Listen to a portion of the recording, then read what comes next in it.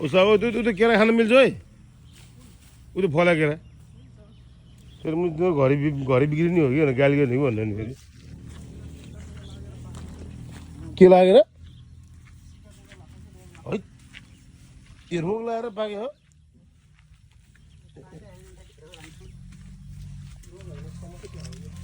जानु रोग लाग्यो खाइदिनु के भएर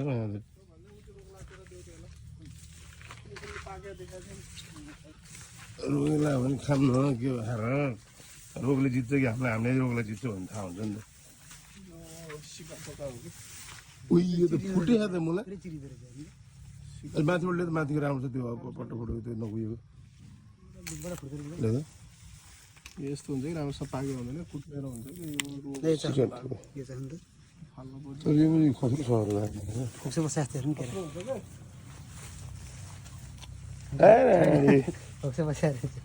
काट्छ त ब्रो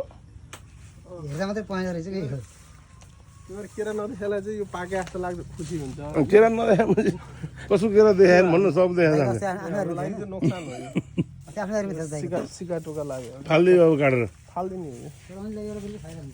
के भाइ बारीमा के फलेको सबैलाई